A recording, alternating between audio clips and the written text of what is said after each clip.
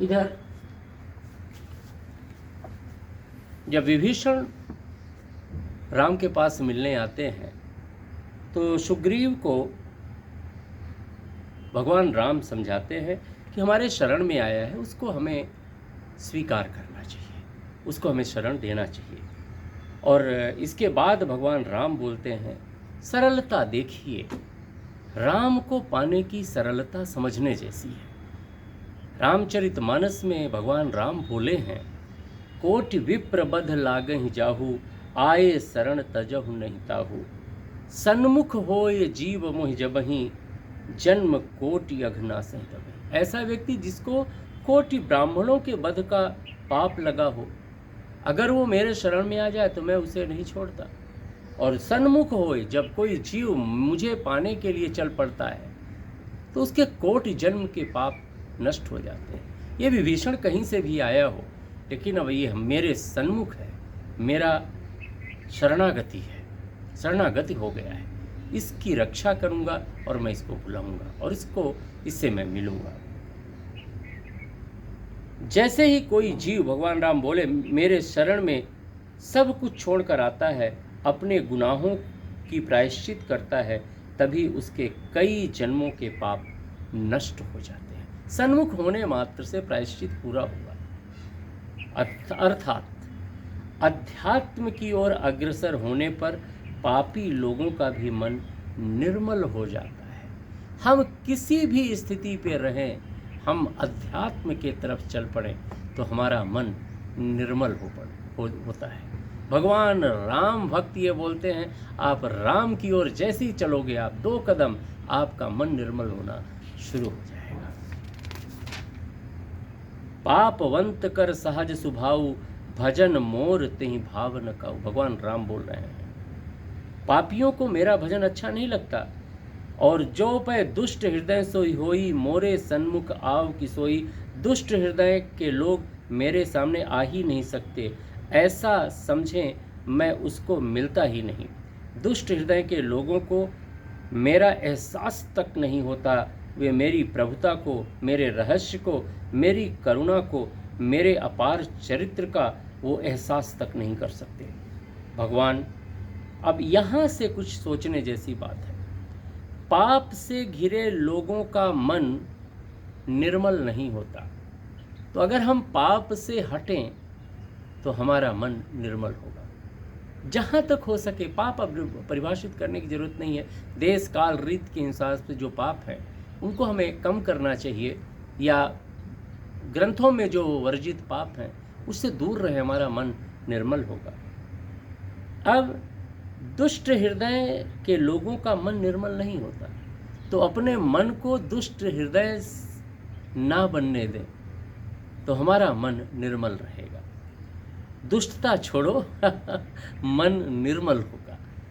ध्यान रखिए, बिल्कुल छोटे छोटे हैं थॉट्स, इनको आप अपने जीवन में उतार लीजिए, आपका मन निर्मल हो जाएगा। ये गारंटी है रामचरितमानस की। एक लाइन का सूत्र है, निर्मल मन कीजिए, आपको सब कुछ मिलेगा। यही रामचरितमानस है। भगवान राम अपने तक पहुंचने का एक रहस्यमय सूत्र बताते हैं। यहीं पर भगवान राम ने बोला है, निर्मल मन जन सो मोहि पावा, मोहि कपट छल छिद्र न भावा। निर्मल मन के लोग ही मुझे पाते हैं, मुझे कपट छल छिद्र अच्छा नहीं लगता। अर्थात वे सारे साधन जो हमारे मन को निर्मल कर दें, वे साधन ही हमें भगवान तक पहुंचा सकते हैं। तो अगर हमें भगवान तक पहुंचना है या जीवन की उच्चतम ऊंचाई को छूना है, तो हमारा मन निर्मल होना चाहिए। हमें कपट छल छिद्र से बहुत दूर होना चाहिए। कई बार संसार में ऐसे लोग मिलते हैं जो छल आदि से ऊंचाइयों में पहुँचे दिखते हैं, पर वास्तव में होते बहुत छोटे हैं। जो कपट के साथ, छल के साथ जीवन में ऊंचाई पाता है, वो हमें देखने के लिए बहुत ऊंचा लगेगा, इतनी बड़ी पोस्ट में पहुंच गया, लेकिन अंदर से वो बहुत छोटा होता है, उसका विचार बहुत छोटा होता है, हर समय वो इनसिक्योर फील करता है, उसके अंतःकरण की बहुत हलचल भरा होता है, एवं उसके लिए ही पीड़ादायी होता है जो व्यक्ति कपट के साथ ऊंचाई गेन करता है। जीवन के रहस्यों को समझने को भगवान जैसा है, वे सारे रहस्य हमें अपने चारों तरफ जब जीवंत अनुभव होने लगे, तब हम ईश्वर के सन्मुख होते हैं। हर जीव पर जब हम अपने को ही देखना शुरू करते हैं तो हम ईश्वर के सन्मुख होते हैं, मतलब हमारा मन निर्मल होने लगता है। अब यहाँ पर धर्म की व्याख्या है। धर्म वह साधन है, यहाँ सोचने की ज़रूरत है। धर्म के नाम पर मार काट पता नहीं क्या क्या मचती है। सबसे ज़्यादा युद्ध धर्म के नाम पर हुए हैं। मैक्सिमम लोगों का वध, किलिंग धर्म के नाम पर हुई है। लेकिन धर्म क्या है?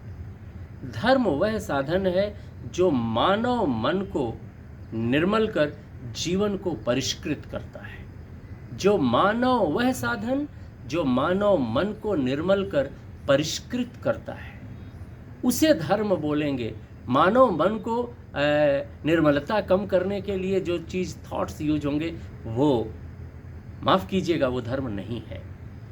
जीवन रहस्यों को जब हम समझना शुरू करते हैं तो हम ईश्वर के रहस्यों को समझना शुरू करते हैं, और उसके रहस्यों को समझने से हम उसी को समझ रहे हैं। और जब हम ऐसा करते हैं तो हमारा मन निर्मल होता है। जीवन को, रहस्यों को समझना मतलब हम भगवान को समझ रहे हैं, और जब हम भगवान को समझ रहे हैं तो ऑब्वियस है कि हमारा मन निर्मल हो रहा है। परहित सरिस धर्म नहीं भाई, पर पीड़ा सम नहीं अधमाई।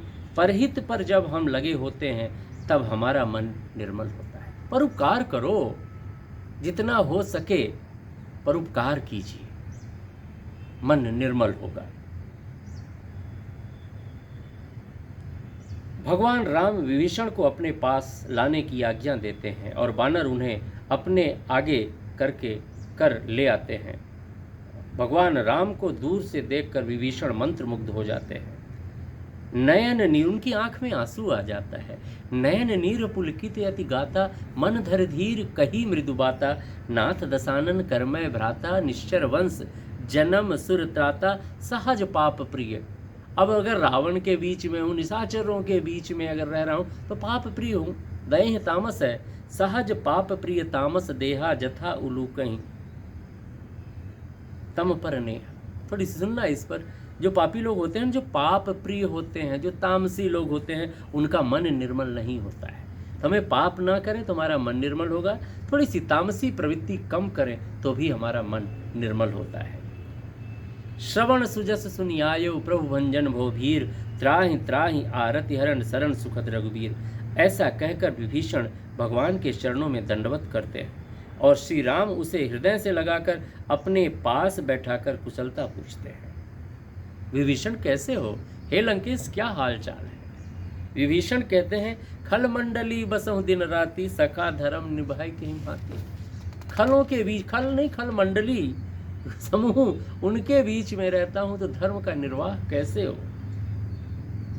अब ये हमारे लिए है कि खल लोगों का साथ करने से मन की निर्मलता कम होती है। तो खल लोगों का साथ ना करो, मन निर्मल होगा।